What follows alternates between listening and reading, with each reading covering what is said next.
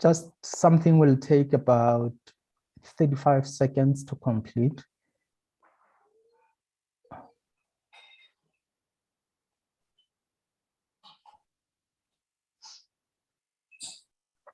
Okay, it has completed. I can now return to this.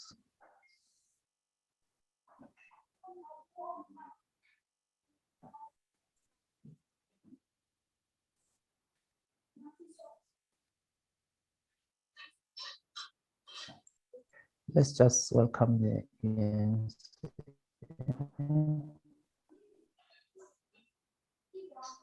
here.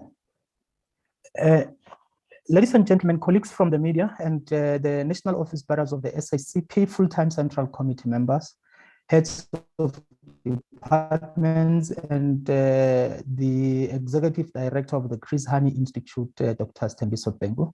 Let me take this opportunity to just, as a matter of protocol, introduce the people you already know, because the national office bearers of the SACP have been with you throughout their term of office since they were elected in July 2017.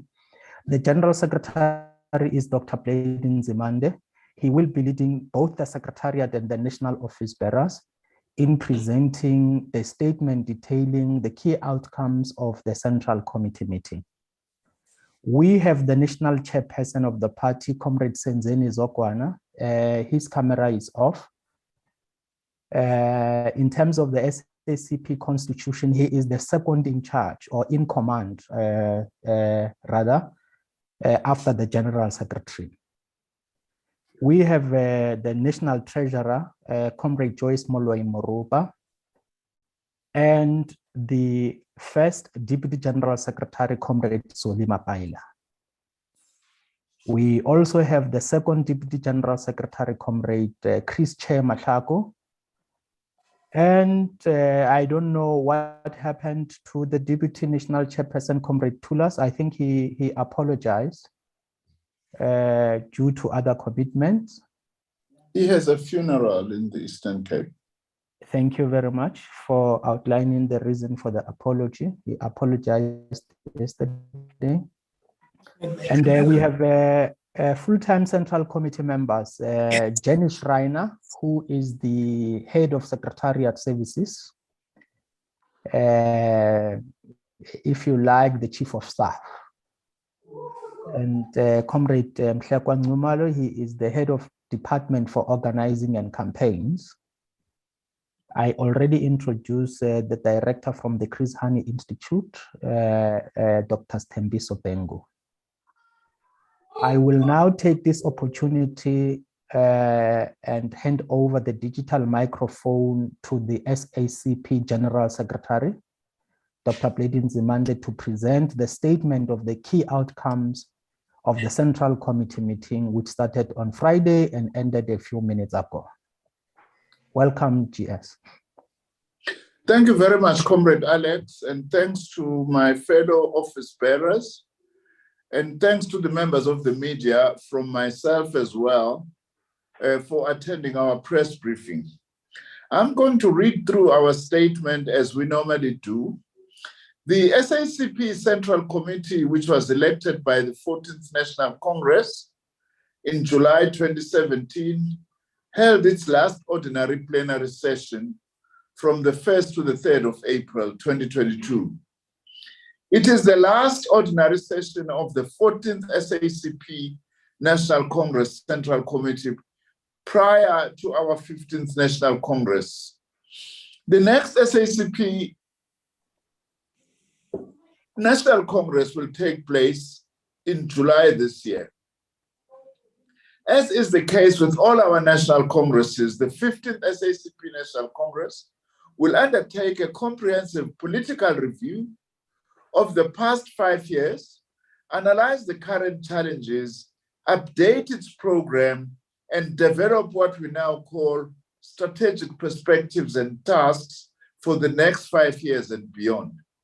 Our program remains grounded on the necessity to drive a second, more radical phase of the national democratic revolution as our most direct route to socialism. At the heart of our political evaluation at Congress will be the imperative to realize lasting solutions to the socio-economic challenges affecting the workers and the poor, who are the overwhelming majority of our people. These are a reflection. The situation facing the majority of our people is a reflection of the broader crises affecting capitalism globally, which includes the current COVID-19 pandemic, the economic crisis, which in our case is characterized by very high levels of poverty, inequality, and unemployment, as well as the associated multiple crises of social reproduction. In other words, the inability of many of our families and communities to make ends meet, as well as also we are meeting in the context where we are faced with an aggravating climate change situation.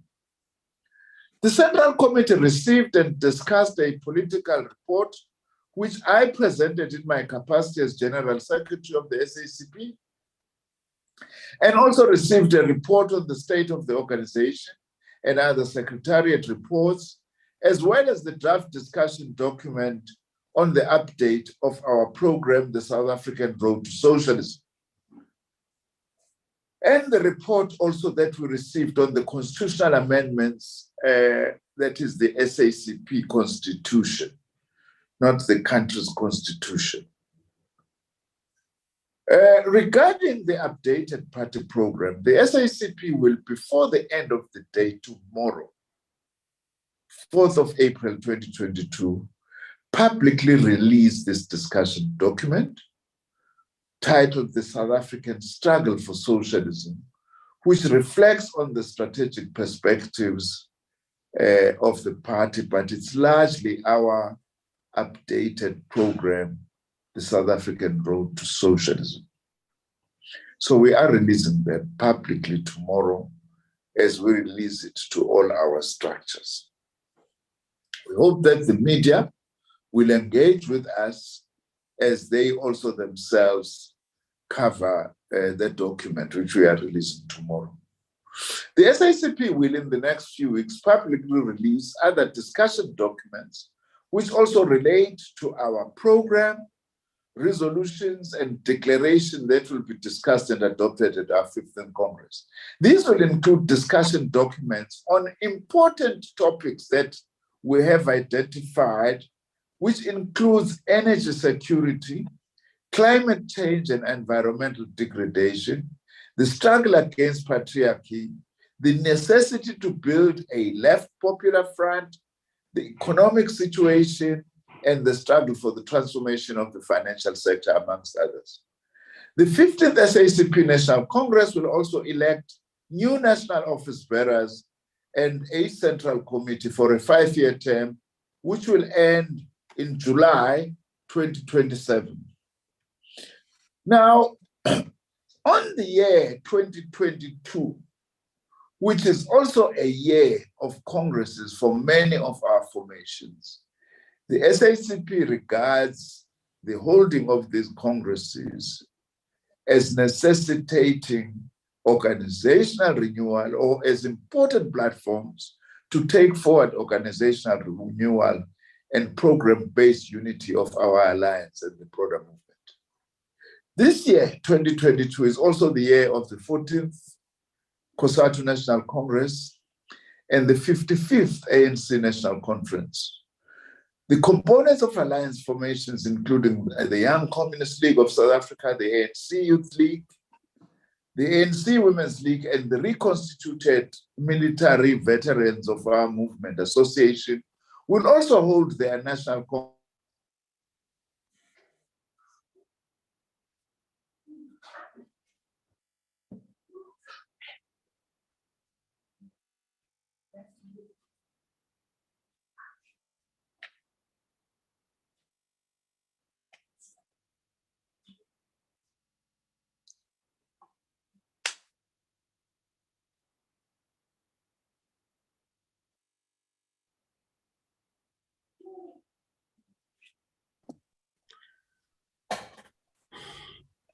Ladies and gentlemen, Sure. our apologies. Thank you, Comrade Chris. It appears that the General Secretary has lost access to the network, but he remains connected. I'm not sure whether under the circumstances we can, under your guidance leadership, have one of the Deputy General Secretaries continue with the statement until the General Secretary is ready. Chris, are you able to proceed from your gadgets?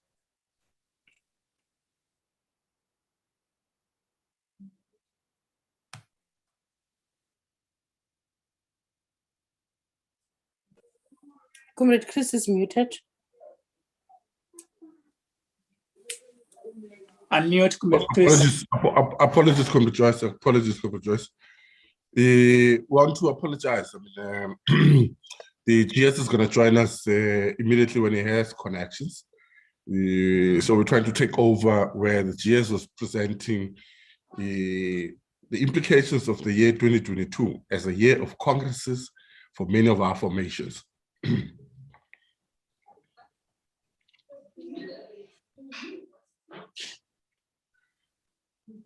Therefore, it is imperative for our organizational renewal and program-based unity of the broad alliance of our people. This year is also, as the GS was saying, the 14th COSATU National Conference and the 55th National Conference of the African National Congress, including the components of the alliance, the YCL, the Youth League, the Women's League, and MK Veterans Association, which will be held later this year towards the end of December 2022. It is a rare occasion for the alliance and the broader national liberation movement to have all formations and associated components holding their national congresses or conferences in the same year.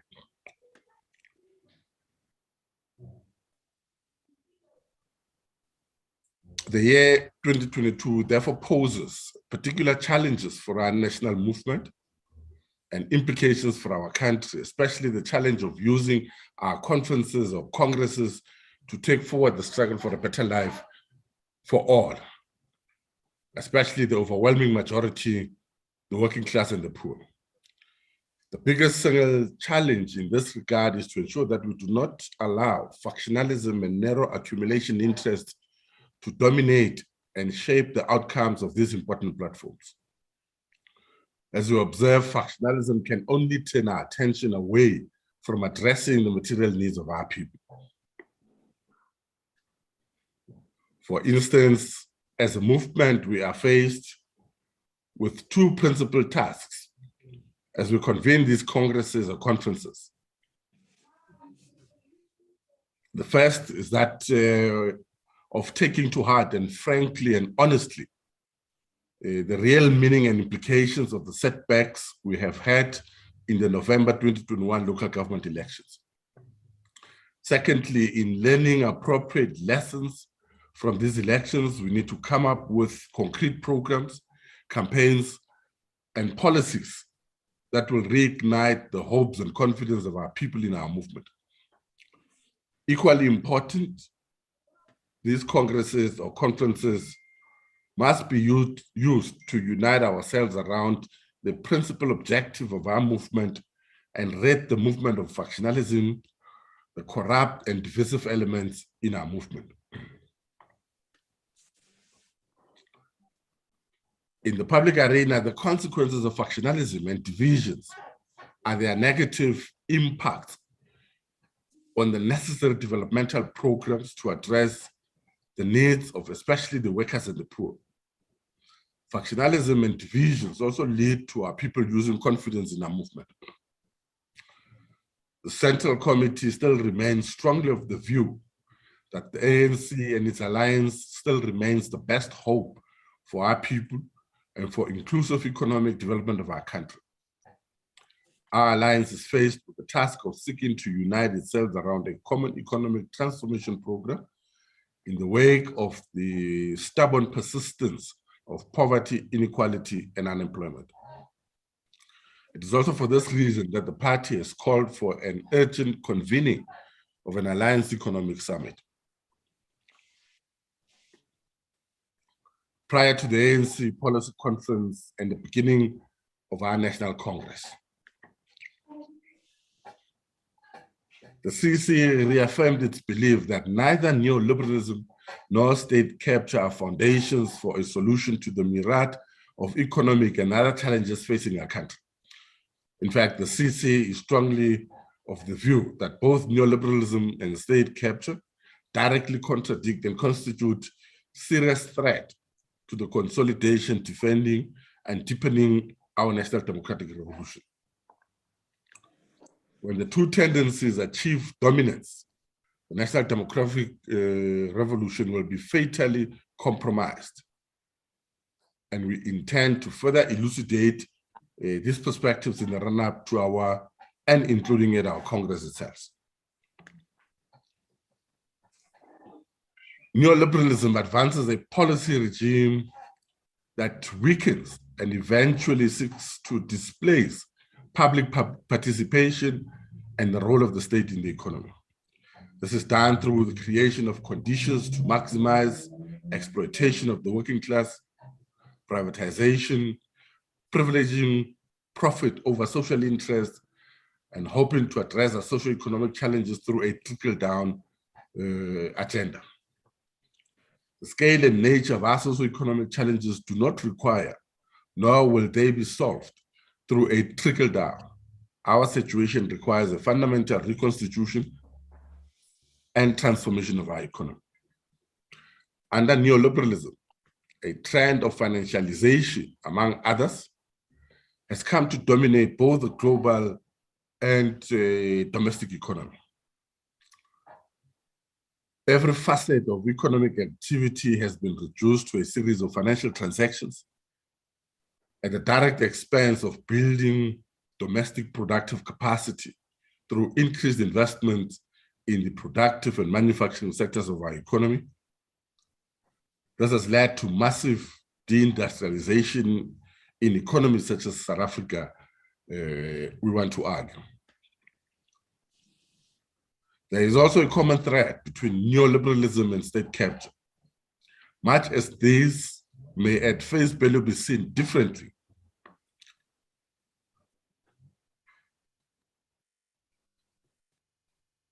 although corruption is not absent in neoliberal maneuvers, neoliberalism drives its agenda more through policy processes.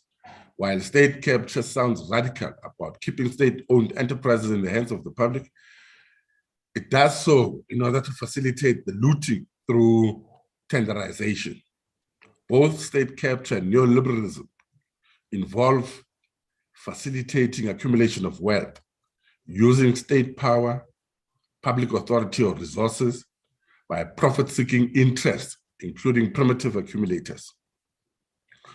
While state capture is more identifiable with brazen smash and grab corrupt maneuvers, neoliberalism involves regulatory and policy capture as well. All this stands in the way of developmental and the deepening of the national democratic revolution. Thank you, Comrade Chris. Thank you very much. So, thank you so much for the intervention. The GS can take over if ready. Yes. Thank you very much. My apologies about the disruption on my side. The Central Committee is of the view that developing the national productive forces, diversifying the financial sector through reinstating prescribed assets, amongst others, will go a long way towards reigniting employment creation and redistribution of wealth in our highly unequal society. All our other policy instruments, including our fiscal, monetary, and industrial policies, we argue, must be aligned to this.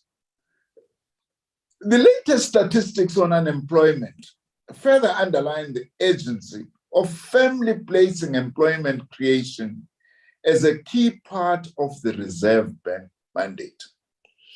Given our current economic realities, it is also important that we focus on the expansion of the social wage, including advancing towards a comprehensive social security system. Turning around state-owned enterprises, as well as expanding and diversifying the publicly owned economic sector, should be amongst our key economic transformation priorities. The state has a key role to play in the economy, including through direct participation on behalf of the people as a whole, through, amongst others, well-governed and thriving state-owned enterprises, and through employment creation and direct leadership in economic development and structural transformation. Advancing these developmental perspectives and rejecting both neoliberalism and state capture, these we believe should be the basis upon which we must seek to build the unity of our alliance and broader movement. Finally, on this matter, we must unite around and strengthen our collective efforts to fight other forms of corruption, criminality, and lawlessness in our country. For example, we do need to fight the so-called business forums that are hijacking public infrastructure projects in particular. And we are calling upon the security cluster to clamp down on these, because what we sometimes do not realize is that the activities of these so-called business forums, like Amadela Ngokubona, it actually affects the ordinary people and the ordinary workers who are actually employed in these projects, but they get disrupted and their incomes get negatively affected. To this end, therefore, the Central Committee welcomes the changes in leadership emerging within the South African Police Service, especially the appointment of the new commissioner. We welcome the decisiveness in this regard by the president and government.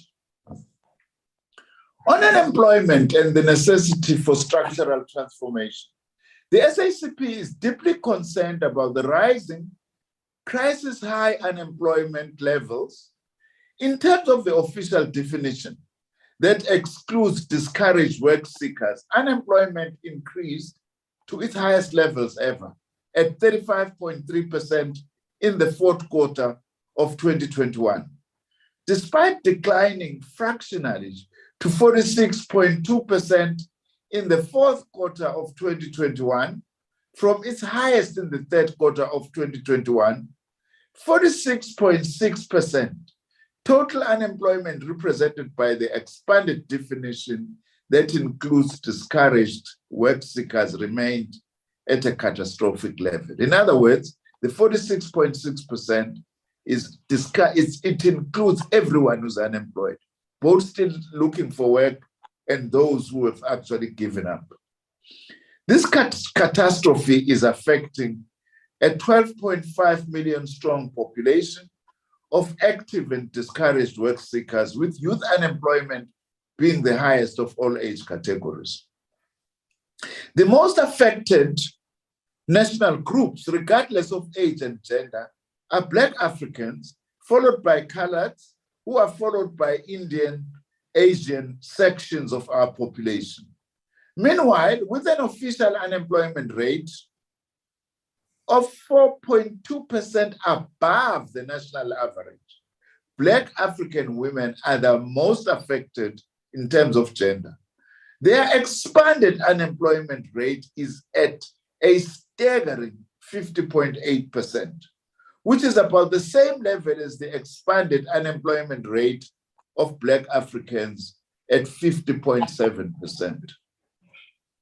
The racial and gender dimensions of unemployment should be understood as drawing attention to the continuous reproduction of the legacy of apartheid in our economy post-1994. Therefore, we cannot overemphasize the importance of redress in employment creation programs and interventions. And these should include rigorous pursuit of cooperatives and small, medium, and micro enterprise development as part of the necessity to advance, widen, and deepen structural economic transformation. Besides addressing unemployment towards securing the right of all to work, structural economic transformation must radically reduce inequality, eradicate poverty, and resolve the associated crisis of social reproduction. During the table of the 2022-2023 fiscal year budget in February this year, the Minister of Finance, Enoch Gotongwane, announced that the government was granting the Social Relief Distress Grant, the SRD, a 12-month extension. Instead of terminating the grant at the end of the first quarter of 2022, the government should maintain the grant and consider improving it gradually towards a universal basic income grant as part of building a comprehensive social security system. This is what the continuing unemployment crisis, unfortunately, calls for in the here and now. The government introduced this grant at the height of COVID-19 pandemic, following public calls, including those from the SACP, in the second quarter of 2020, as over 2.2 million jobs were slashed in a jobs bloodbath, principally by capitalist bosses, which further deepened unemployment. On the National Union of Mine Workers Congress, the Central Committee congratulates the National Union of Mine Workers, NUM, for concluding its National Congress successfully this week, as well as the entire collective of new national office bearers on their election. In the same vein, the Central Committee expressed its sincere gratitude to the former national office bearers of the Union who served their membership with dedication, and also for convening the Congress. Our message to all NUM members is that please support the collective of the newly elected national office bearers so that you can consolidate your own unity and grow the union from strength to strength. On the auctioning off of the high-frequency spectrum, the Central Committee reiterated the reservations and disapproval expressed already by the SACP, both within the alliance structures and during engagements and through open public policy statements on the decision to auction off the high rate of frequency broadband spectrum. In expressing a different view, underpinned by our own thorough analysis of the ICT net sector, the SACP stressed the necessity of handling the governance of the high rate of frequency spectrum as a national asset, so as to demonopolize and transform the information and communications technology network sector, the ICT sector. The SACP anchors its proposal on the need to build a capable developmental state that serves the people regardless of their geographical location. We also have due regard to the responsibility of the state to ensure national security, manage disasters, and our overall developmental needs. The SACP underlined the need to develop democratic state control of national assets in order to eliminate uneven development, including paying priority attention to rural development. Democratic state control of the high radio frequency spectrum and its governance could play a key role to bridge the digital divide, to spread connectivity infrastructure across the length and breadth of our country, including in the rural areas. As part of this imperative, South Africa must strive to universalize access to the internet and digital and mobile communication and related opportunities.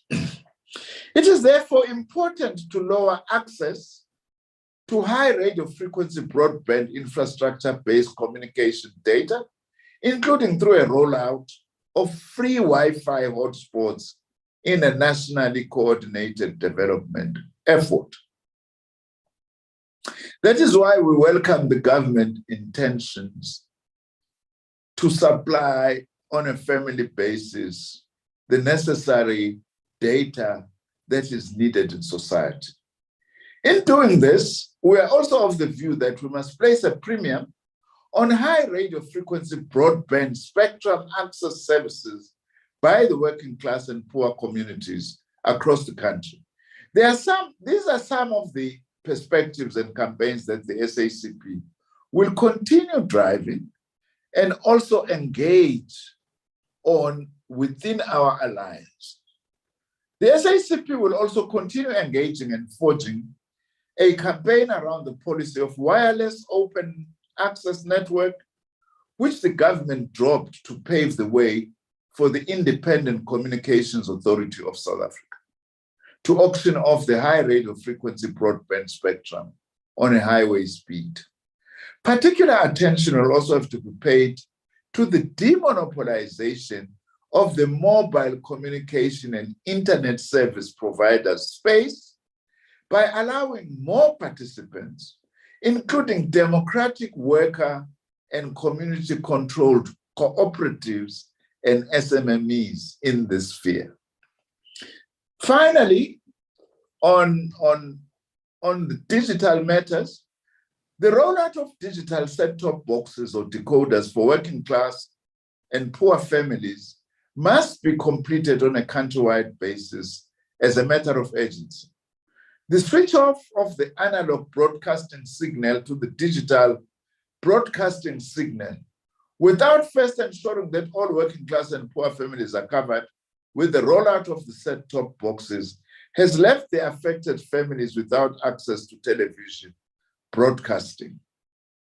This also amounts to depriving the affected families of access to public broadcasting services.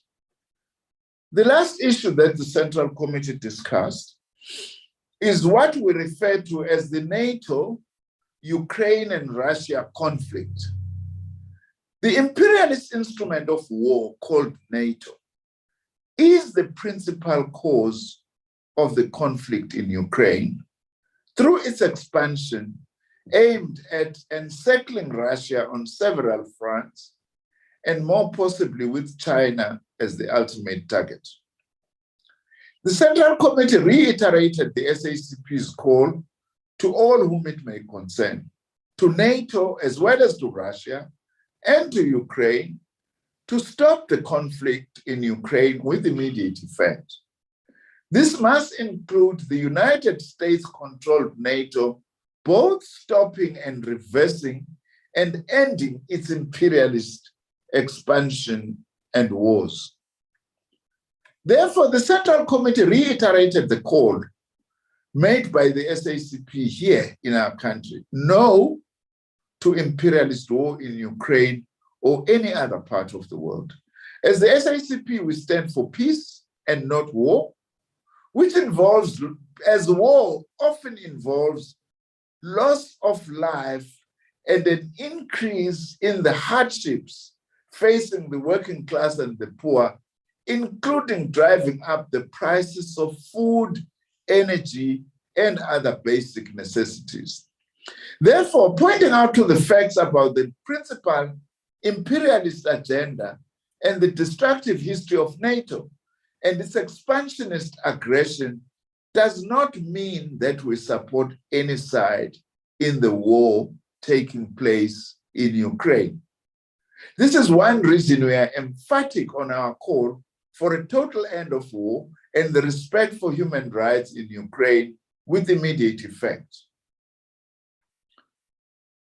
However, through its expansion, NATO seeks not only to extend its sphere of military presence and domination, but in the end to entrench monopoly of the world economy through its transnational corporations to control natural resources, other markets in other countries, and global regions. How can we as Africans ever forget that which underpinned NATO in 2011, bombarding of Libya, causing massive destruction and loss of life? Joe Biden, the current president of the United States, was its vice president when that happened. Taking control of Libya and all was, of course, the key factor.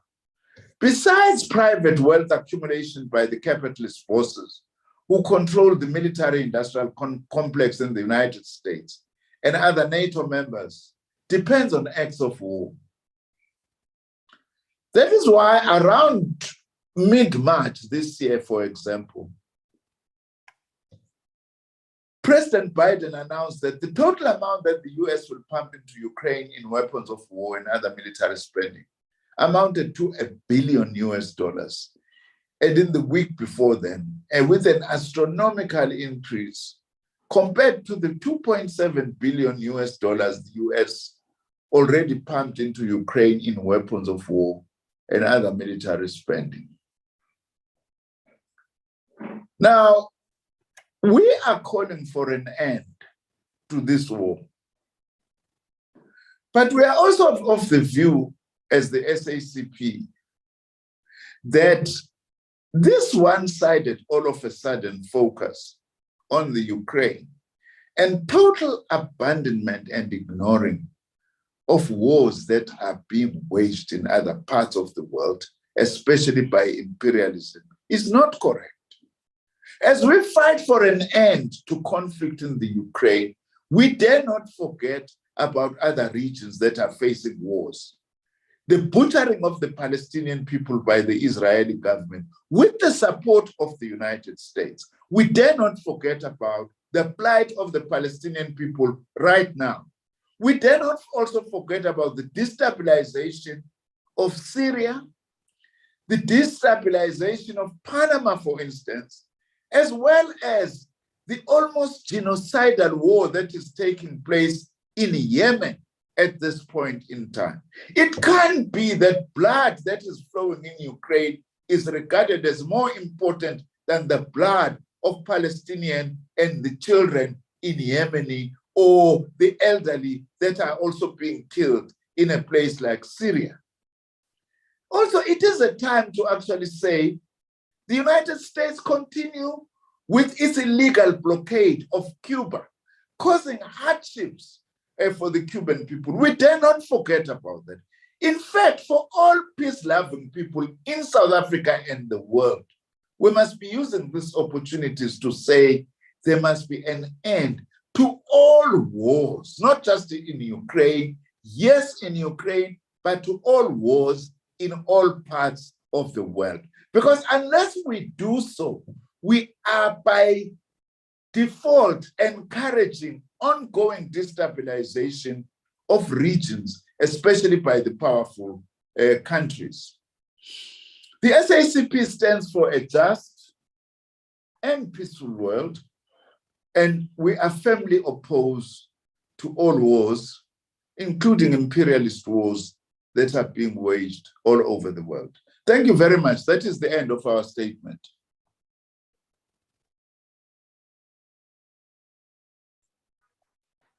Thank you, GS.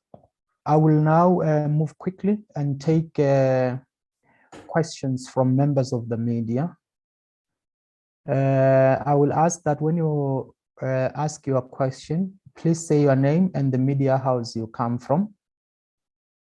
And we allow this to be an interaction. I will take questions, as I said, and thereafter ask the leadership to answer those questions.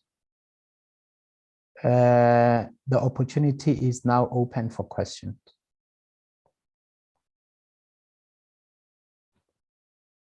You can raise your hand. I have people assisting who will bring my attention to the hands if there is any, and we will take things from there.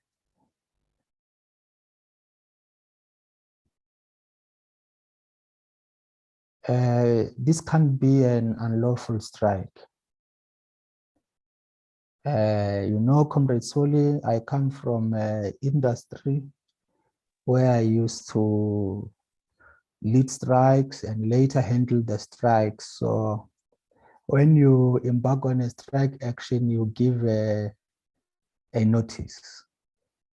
I can see we have Mukobo CEO on the screen. Perhaps that is for asking a question. But let me check if there are hands. This digital hands, you know, this digital hand platform.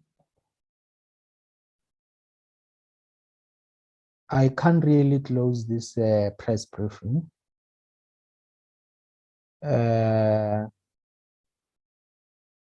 Ladies and gentlemen, we are inviting hands for questions on the statement presented by the General Secretary of the SACP, Dr. Blade Nzimande, and the second Deputy General Secretary of the party, Comrade Chris Chair Mashako.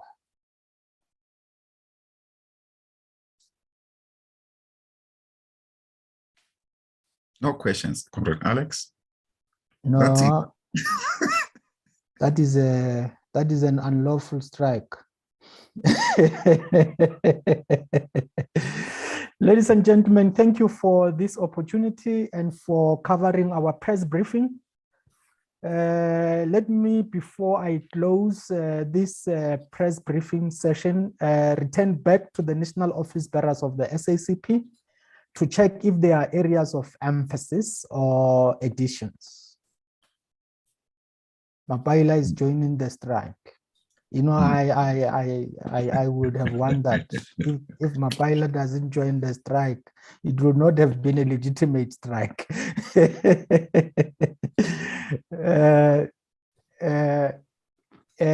Comrade Chair and Comrade Dr. Nzimande.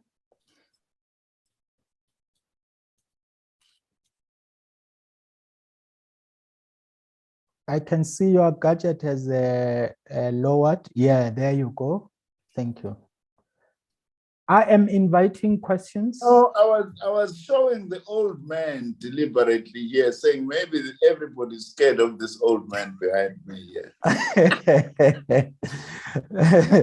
No, sorry, the old man is a peaceful man.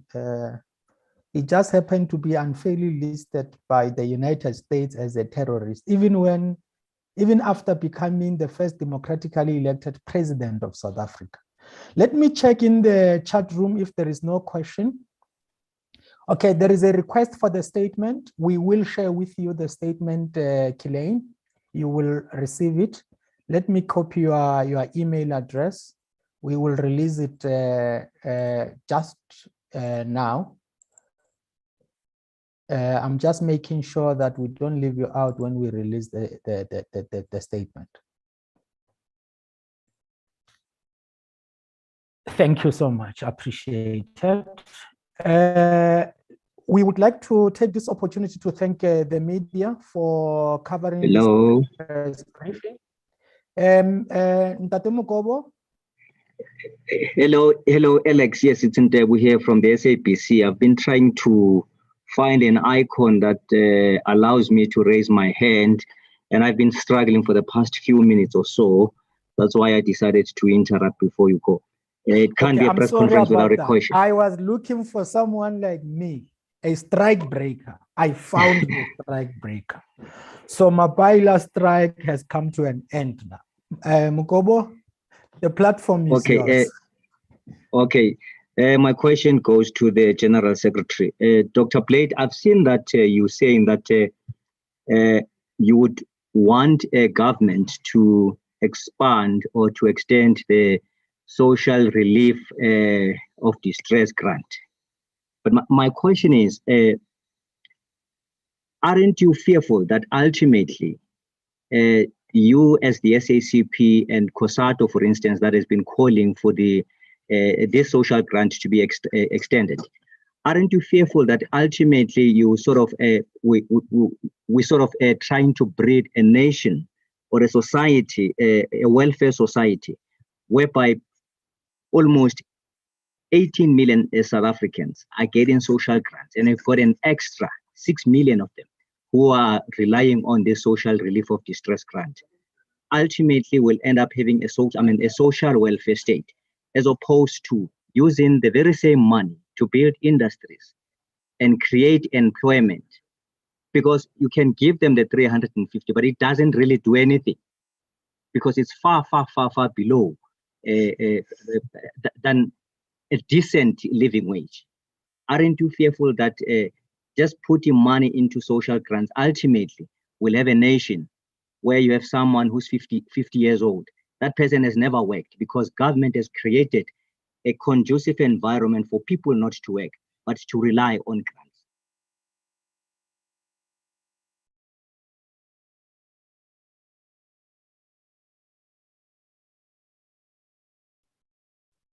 Thank you, Ntate Mokobo. We addressed that question in the statement, but I'm sure the GS will elaborate and other office bearers can add. Thank you for breaking the strike. I've been looking for that. If the strike continues now, I formally declare that it will be a lawful strike. GS? Yeah, thank you.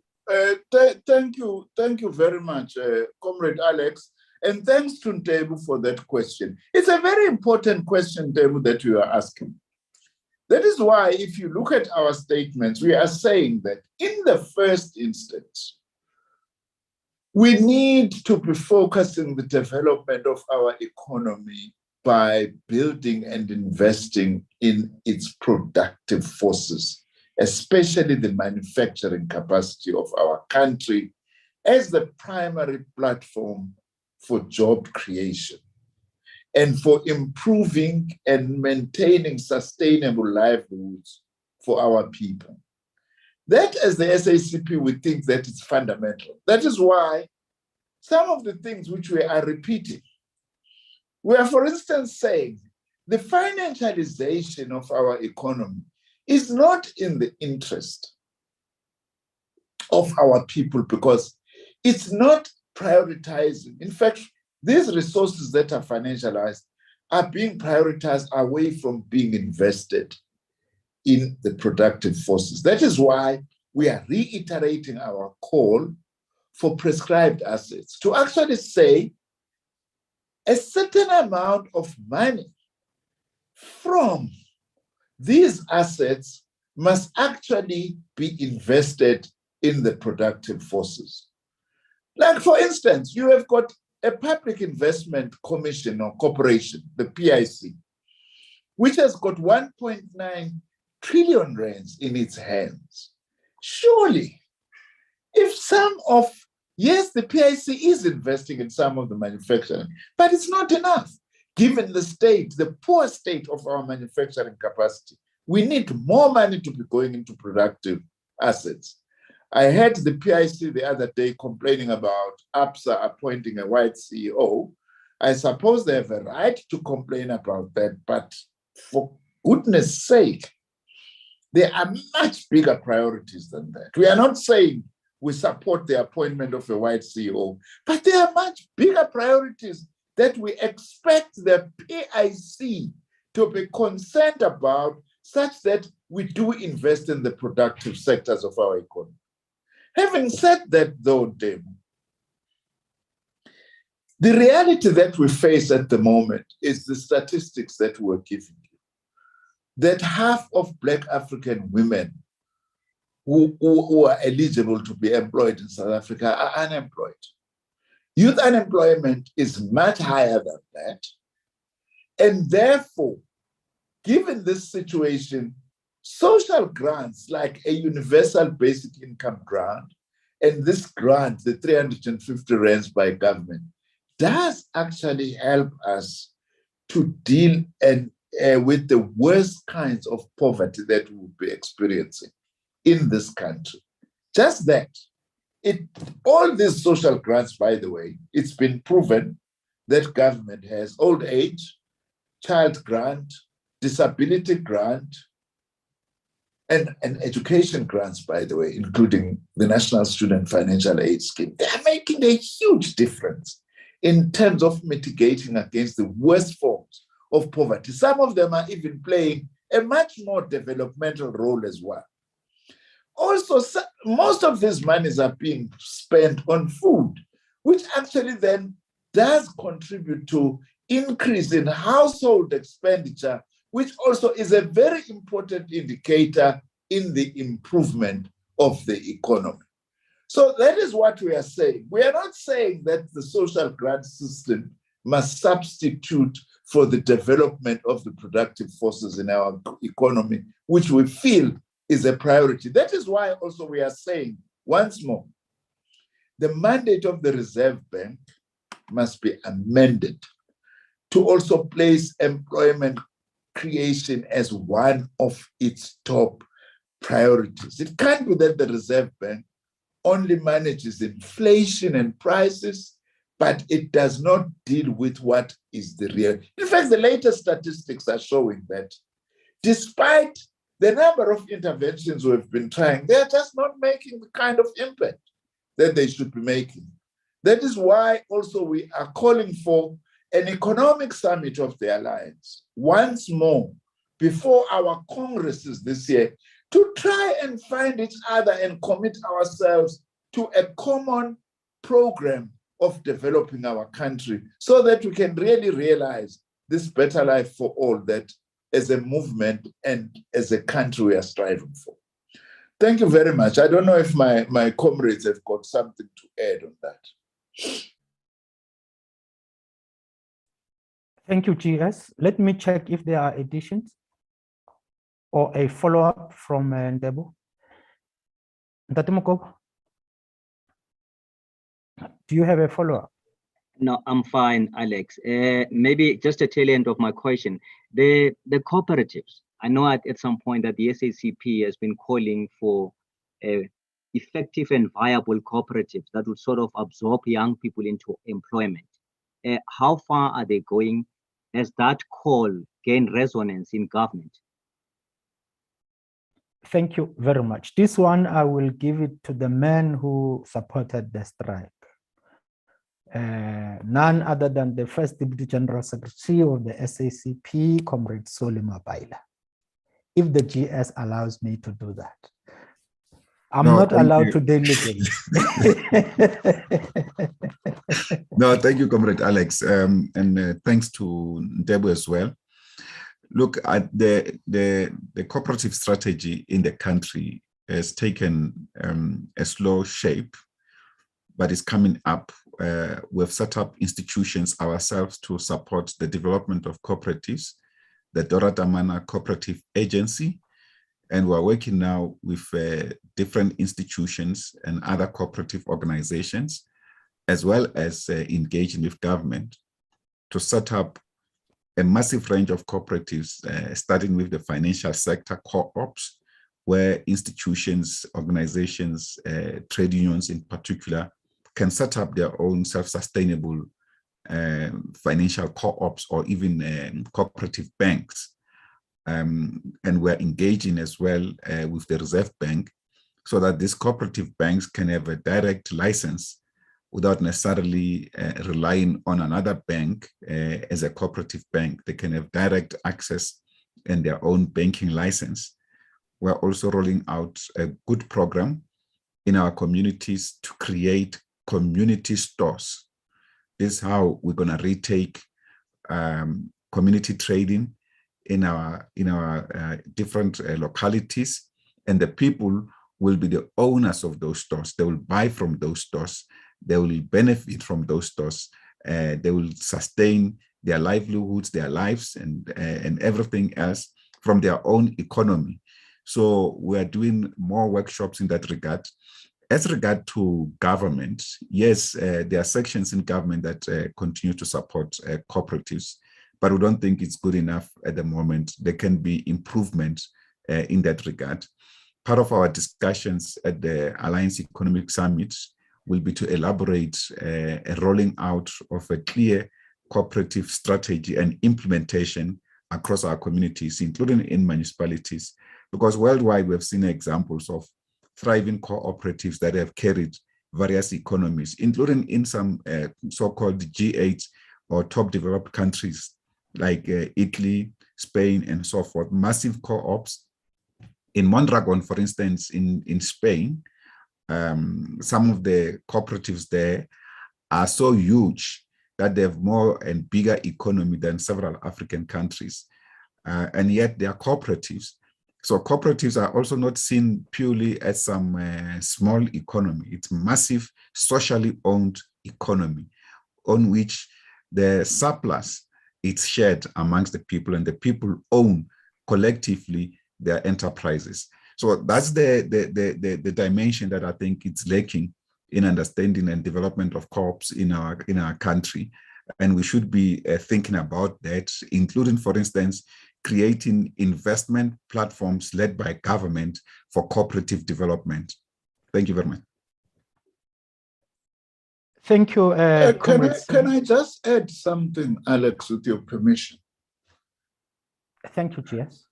Yeah, yes, Comrade Sode has, of course, eloquently outlined this, entirely. Just the one addition that I think I need to make. We have been agreeing Alliance Summit, Economic Summit after Alliance engagements, even the ANC's own conferences about the necessity for set-asides for cooperatives. Now, even in the election manifestos, all the time that matter is there. But the challenge seems that it's not being done. We have agreed as a movement that the only way to grow cooperatives, actually, is to say, for instance, the cleaning of townships must not be, or villages, must not be given out as tenders to individuals, but they must be reserved for cooperatives.